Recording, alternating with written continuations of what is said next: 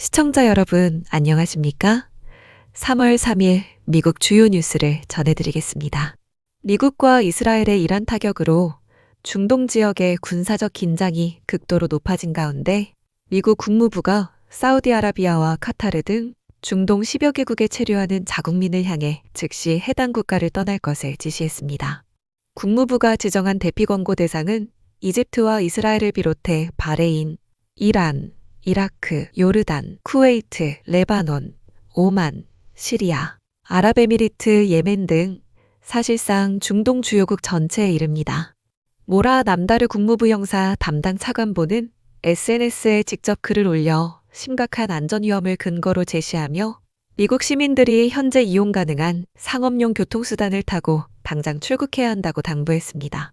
정부의 복잡한 공식 통보 절차를 거치지 않고 고위 관료의 개인 SNS를 통해 대피 권고가 하달된 것은 통상적인 정부 업무 처리 방식이나 외교 관례를 완전히 벗어난 극히 이례적인 행보입니다.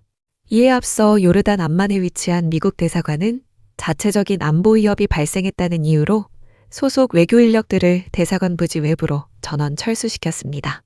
국무부의 다급한 출국 권고가 내려졌지만 현재 체류 중인 미국인들이 실제로 해당 국가들을 빠져나갈 수 있는 항공편을 구하는 것은 현실적으로 무척 어려운 상황입니다.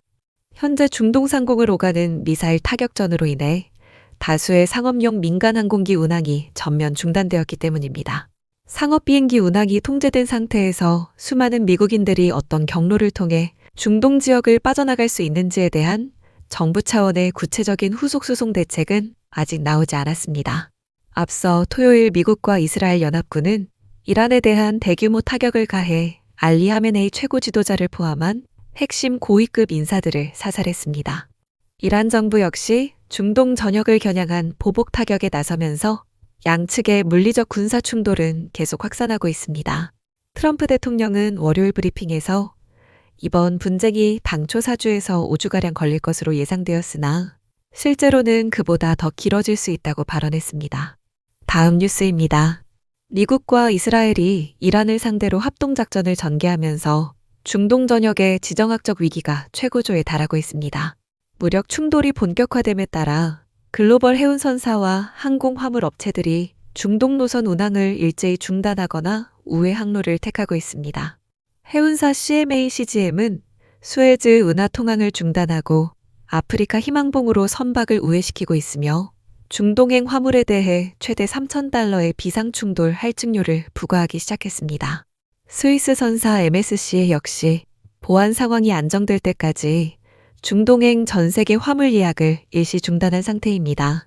하팡로이드는 페르시아만 일대 화물에 최고 3,500달러의 전쟁 위험 할증료를 매겼고 머스크 선사도 홍해 바브엘 만데브 해협 운항을 멈췄습니다.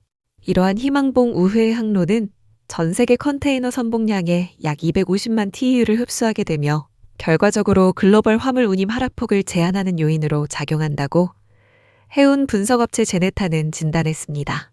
해상 노선뿐만 아니라 항공 물류망도 중동 주요 국가들의 영공 폐쇄로 인해 직격탄을 맞았습니다. 페덱스는 이란과 이스라엘을 포함한 중동 11개국을 오가는 모든 항공편의 운항을 전면 보류했으며 에미레이트 항공과 카타르 항공 카고 역시 영공 폐쇄를 이유로 화물 예약 및 비행편 운항을 멈춰 세웠습니다. 글로벌 물류기업 플렉스포트는 기업들이 리드타임 연장과 화물 적재 공간 부족 및 운임 상승 등 물류망 전반의 변동성에 철저히 대비해야 한다고 분석했습니다. 이에 대응하여 화물운송 주선업체 DSV는 고객사들에게 물류 공간 확보를 위해 조기 예약을 서둘러 확정할 것을 권고했습니다. 나아가 화주들이 정확한 화물 수요 예측치를 공유하고 안전재고 평가 시 화물 적재 파급력을 반영해 실현 가능한 대안로를 모색하도록 세부 권고안을 전달했습니다. 다음 뉴스입니다. 미국과 이스라엘의 이란 합동 공습이 시작된 지 나흘 만에 미군 전사자가 최소 6명으로 늘어났습니다.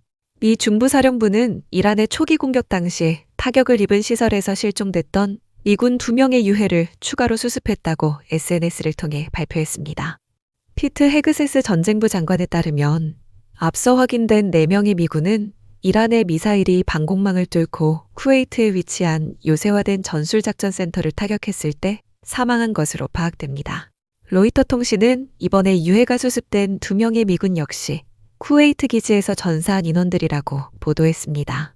현재까지 전사한 6명의 미군에 대한 구체적인 신원이나 계급은 공개되지 않은 상태입니다.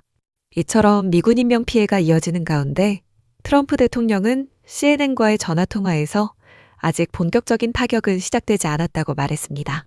그는 며칠 내로 이란을 향해 대규모 공습이 이루어질 것이라고 덧붙였습니다.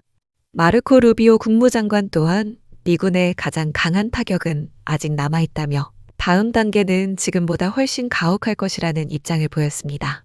이에 대해 헤그세스 장관은 펜타곤 브리핑에서 이번 전쟁은 이라크전과 다르며 끝없이 이어지지는 않을 것이라고 선을 그었습니다.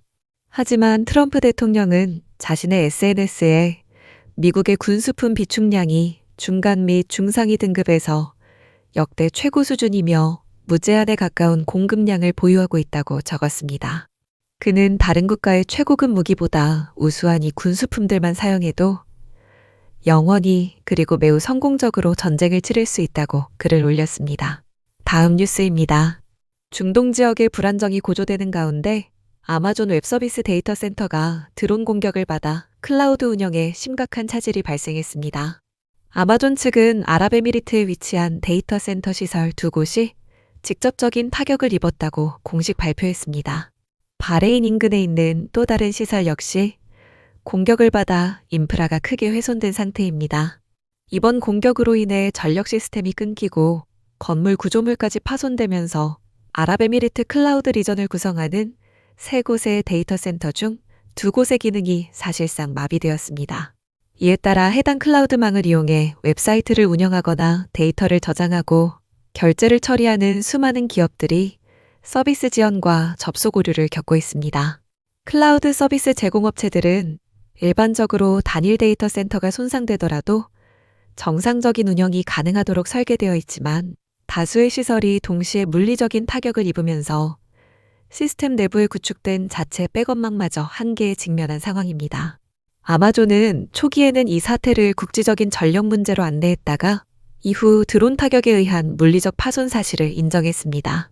회사 측은 중동 지역의 고객들에게 재해 복구 계획을 즉각 가동하고 다른 지역의 백업 시스템을 통해 데이터를 복원할 것을 권고했습니다.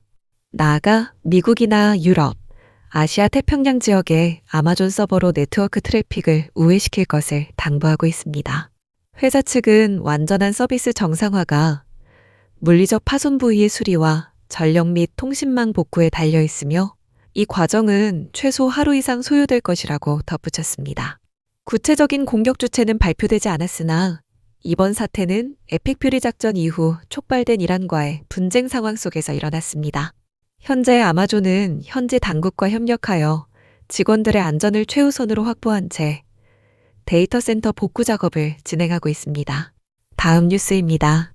미국이 2026년 3월을 기점으로 유엔 안전보장이사회 의장국을 맡게 됨에 따라 트럼프 대통령의 부인 멜라니아 여사가 사상 처음으로 안보리 회의를 직접 주재했습니다.